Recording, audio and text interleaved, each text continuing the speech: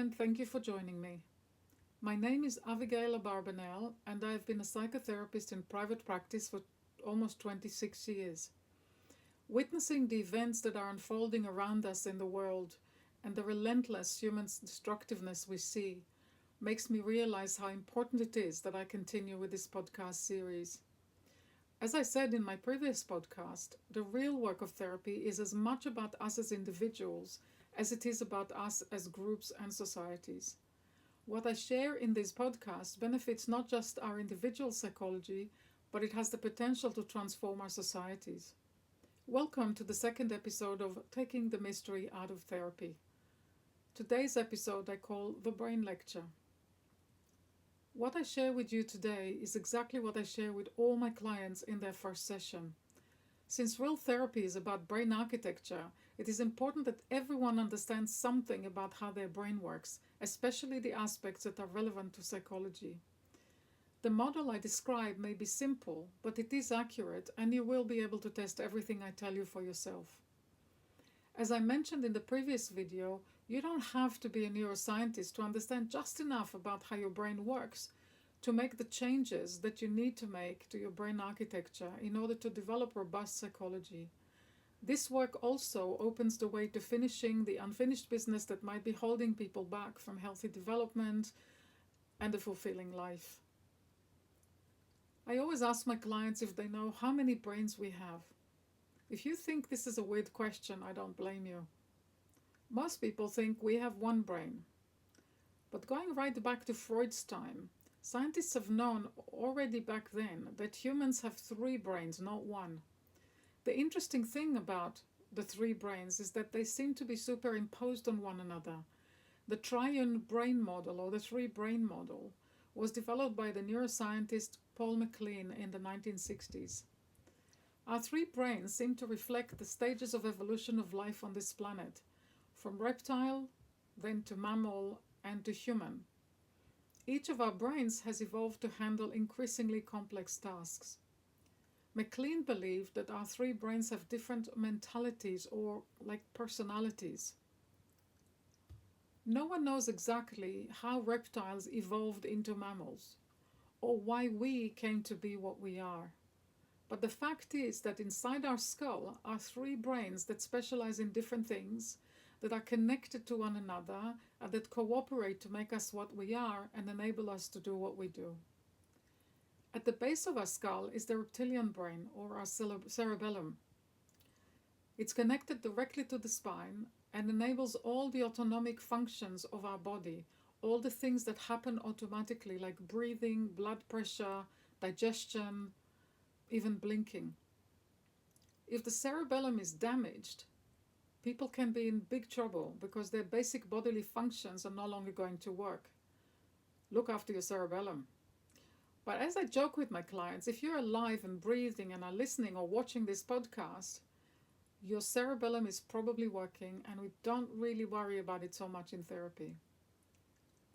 The brain that we're much more interested in at this moment is the limbic brain, the mammal brain. The limbic brain or system is our mammalian brain. It sits on top of the reptilian brain and is located in the middle of our skull, divided between the two hemispheres. It's about the size of a large apricot in an adult brain. It is the brain we have in common with all other mammals on the planet. It is an ancient brain, very ancient, and in different types of mammals, it has different levels of complexity. In primates and in humans, it is especially complex. If the limbic brain has an agenda, a job, or a purpose, it is the survival of our species. It doesn't care if you're happy or not, if you're good or bad, moral or fulfilled. The limbic brain's job is to keep you alive for as long as possible, to make sure you mate and procreate, and then take care of your young until they're old enough to fend for themselves. From a limbic perspective, living is not dying.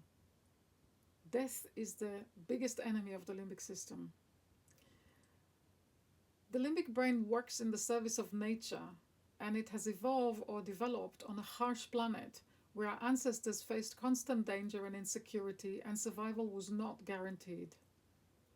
If the goal is survival of the species in the natural world, the human limbic brain has done a pretty good job for our species.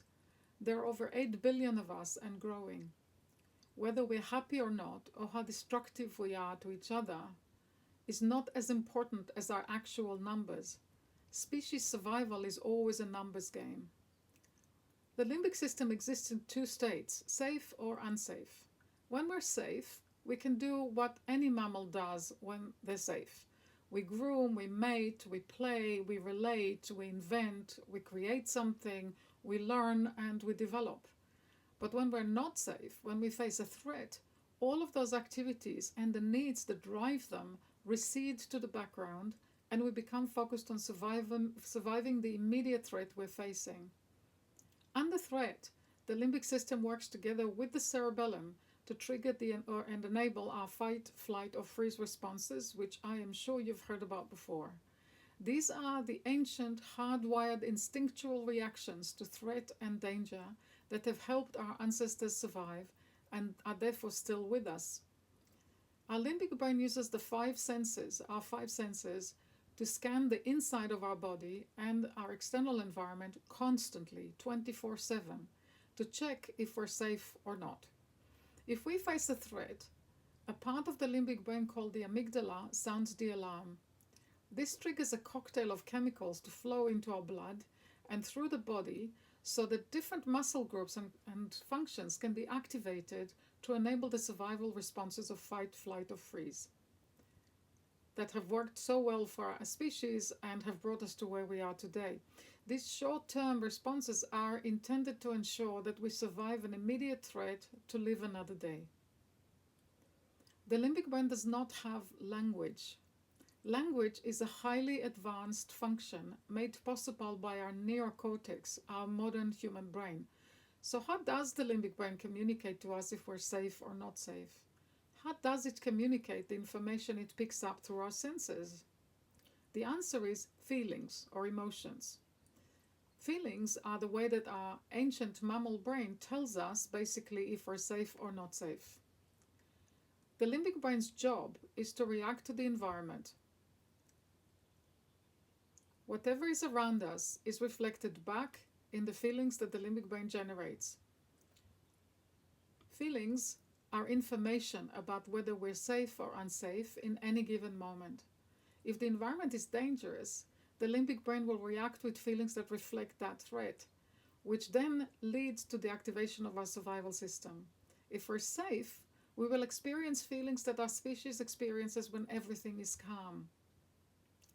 There is no such thing as positive or negative, right or wrong, healthy or sick feelings. There are only feelings associated with safety and feelings associated with threat. Feelings that tell us we're safe are usually comfortable, even pleasurable, and we like them. Feelings that tell us our limbic brain thinks we're threatened are uncomfortable and we don't like them. No one comes to therapy and pays money to tell me that they're worried about feeling great. People come to therapy usually because of uncomfortable feelings that they worry about and that they don't like feeling. Have you ever wondered why we pay so much more attention to our uncomfortable feelings? Our ancestors lived and developed on a hostile planet. In such an environment, it made sense to prioritize information about threat. If we treated our comfortable feelings and uncomfortable feelings exactly the same way, we might overlook or underestimate threat. We are the descendants of those who prioritized uncomfortable feelings because they were better at staying alive. Most people's limbic brains work exactly as they're supposed to. This means that emotions are always there for a reason. When people feel uncomfortable feelings, it tells them that the limbic brain experiences a threat. The threat can be in the present or wired in from the past. Quite often it is a bit of both. If you feel like doing a little exercise, you can make a list of the feelings you experience as comfortable and the feelings that you experience as uncomfortable. Remember that they are all just information from your limbic brain about whether you are safe or unsafe. Because the world of our ancestors was so dangerous so much of the time, and it wasn't easy to find food or stay warm and comfortable out in the wild with little control of our environment, our limbic brain is naturally tuned to fear. The limbic brain is a fear-based brain. Our third brain is called the neocortex. Neo is new in Greek. The neocortex is the newest and largest brain we have, and in humans it is extremely complex. It sits on top of the two older brains and covers them. Our neocortex allows us to perform functions that are uniquely human. It has made it possible for us to invent technology, perform complex tasks, develop language and writing, think philosophically and scientifically or mathematically, and create the complex social and technological world we live in now and everything that it contains. The part of our neocortex that is most significant to psychotherapy and to our mental health and growth is our prefrontal cortex, or PFC. It's sometimes called the executive brain as well. It is located at the very front part of the neocortex. If you draw a vertical line roughly from the middle of each of your eyebrows upwards, it can be found in the area between these two lines, on either side of the so-called third eye, which is the spot midway between your eyebrows. The prefrontal cortex is the central processing unit of the entire brain. It processes and organizes an amazing amount of information that comes from all over the body and nervous system and from our environment. It coordinates our most advanced functions. Recent studies show that the PFC regulates what we call consciousness, something we recognize and experience but cannot yet explain or understand. It is our PFC and the function it gives us that make our species unique and make us human, as opposed to being just a really clever primate. The PFC is the part of us that gives us the sense of being adults who can manage complex tasks in a complex world and who can take responsibility for our actions and behaviors and the way we impact on others. The PFC regulates our feelings, our behavior, the brain, and the entire body. It is also something of a mystery. It is the latest part of the brain to develop in our species and also in each one of us. It begins to grow as soon as we are born, but kind of kicks in, the light switch is turned on, if all goes well, around the age of about 15. Dan Siegel lists 9 crucial qualities or abilities that access to the prefrontal cortex enable us to have. Regulating our bodies, attuning to others, having emotional balance, calming fear, pausing before acting, having insight and empathy, being moral in our thinking and our actions, and having more access to intuition. While the limbic brain tells us to stay alive for as long as possible and put ourselves and our little group first, the PFC tells us something quite different. It tells us that it doesn't matter how long we live. What matters is how we live and how we use our life. In other words, it makes us need a sense of purpose. Living well and doing good in the world is more important than how long we live. The limbic brain knows its purpose: stay alive. The PFC tells us that our life needs to have a purpose and that we need to find out what it is. It also gives us unconditional compassion for all, self-awareness, the awareness of how we impact on others, and the ability to care about it. It gives us the ability to think clearly and to plan ahead. The PFC makes us consider the bigger picture, other people and circumstances, a bit more objectively, as well as the long-term consequences of what we do or in the choices we make. It gives us the ability to be proactive. Unlike the limbic brain, the PFC is not reactive, it's not a firefighter, and it is not limited to past experiences and a pre-wired database of past experiences and reactions. The PFC allows us to be more objective and thoughtful. As I say to my clients, the PFC is like the Buddhist in all of us, or the part of us that is capable of high-level spirituality or a connection with the divine or universal consciousness. When our PFC is in charge, we are more capable of acting morally and ethically and are less likely to bow to group pressure, for example. Humans survive better in groups. Groups protected us and fed us, helped us care for and protect our young, which enabled us to survive better. The limbic brain is predisposed to put the group ahead of ourselves, so it tries to fit in with the will of the group or its norms. The limbic brain in us is naturally a conformist, a people pleaser. But our PFC enables us to act on our values and principles even against opposition, even if others disapprove of us. You can say that our unique identity and our values and principles come from the PFC or are enabled by the PFC.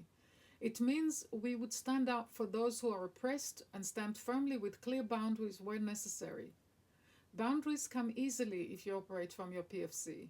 Our limbic brain would tell you that to put yourself first, our limbic brain would tell us to put ourselves first.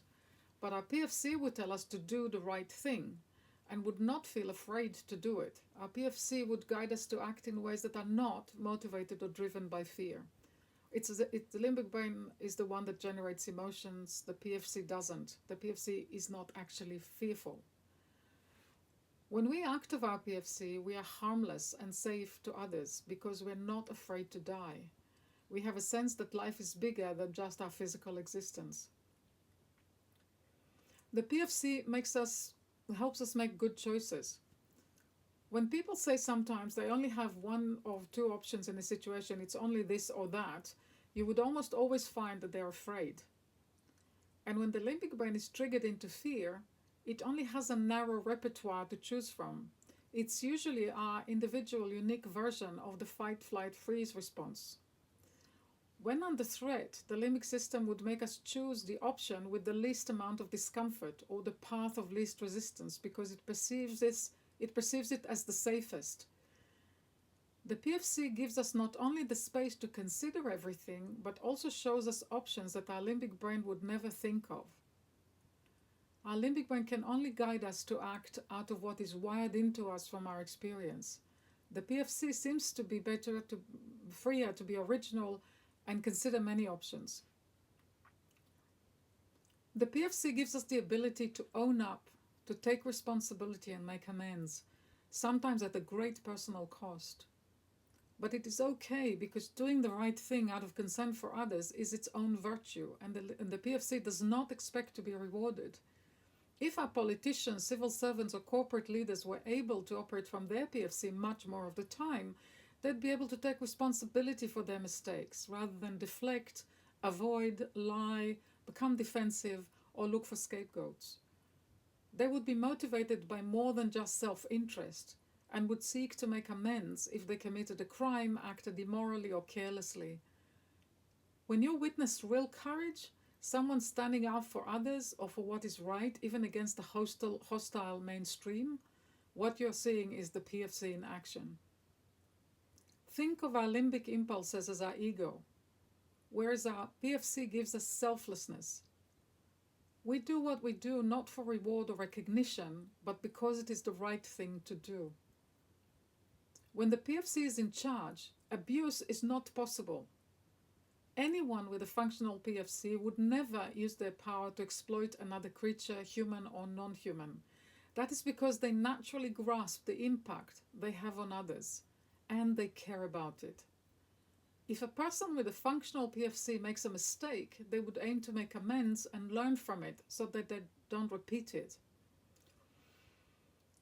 If we all acted out of our PFC, there would be no racism, wars would not exist, and we would all be naturally motivated to share our resources for everyone's benefit.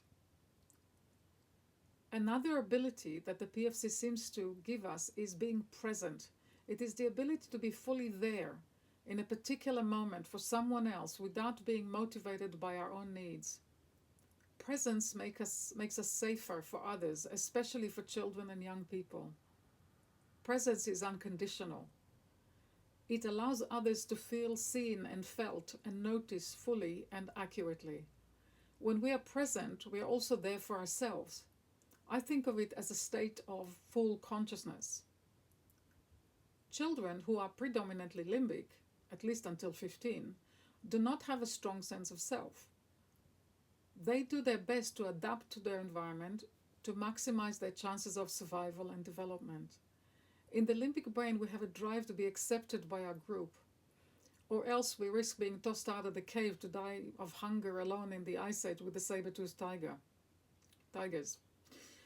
If what the group demands is to be quiet and agree with the leader, that is what the limbic brain will do for the purpose of self-preservation. The antelope that looks and behaves like all other antelopes and stands in the middle of the herd is less likely to be caught by the lion than the one that is too curious and independent-minded and goes exploring for itself. The sense of identity provided by the PFC seems to be more solid and consistent across situations. We are authentically who we are, wherever we are, in any situation, and no matter who we're with. We do not change our behavior or say things just to fit in with others or to have our needs met. When the PFC is in charge, we're always ourselves. Our behavior will remain principled even when we are under threat. Groupthink, peer pressure, mob behavior are only possible when people's limbic brain is entirely in charge. A well-developed prefrontal cortex gives us the ability to imagine the impossible, the unimaginable, see possibilities that appear beyond reach both in our individual lives and collectively. We can imagine and visualize things that we've never directly experienced. It also gives us the drive and creativity to fulfill a seemingly impossible vision. People who are driven by limbic instincts often ridicule those who have visions for a better or different world. Only our PFC can imagine something beyond our experience and create it. Left to its own devices, our limbic brain can only repeat what it knows. It can only repeat patterns. So if we have such a fantastically advanced brain, why do we have psychological problem, and why does the world look so bad? Well, here comes the punchline, or the reason why we have psychotherapy. It turns out that the limbic brain and the prefrontal cortex are not well integrated. It probably has something to do with the fact that the limbic system is much older than our modern brain, and the two haven't been together for long enough to develop the extensive connectivity that exists, for example, between our limbic brain and our cerebellum. This has a direct impact on our psychology. Under threat, the limbic system begins to weaken the prefrontal cortex. If people's window of tolerance, as Siegel calls it, is narrow, the limbic system will shut the PFC very, very quickly. People lose access to the higher functions, their empathy, their self-awareness. In those moments, they're not fully present anymore or conscious. These are the moments when we lose ourselves or lose the plot, can't think clearly, panic, and can't see the way forward. We behave poorly without regulation, we can become aggressive, or alternatively collapse in a puddle, or make impulsive decisions we may later come to regret. When our limbic brain shuts down the adult human in the brain, we are left unregulated. I think of it as the essence of what people call the human condition. Basically, each time we're under threat, we face the risk of losing everything that makes us human. Can you think of a recent example where you felt like you've lost yourself or lost the plot? When you couldn't think clearly, or maybe said something to someone and then regretted it when your PFC came back online? In the next podcast, I will discuss the integration between the brains, its impact on us, and what we do in psychotherapy to achieve better integration between the limbic and prefrontal brains. If you want to read ahead, please look at my short book, Therapy Without a Therapist. Until next time, thank you for watching and take very good care of yourself and others.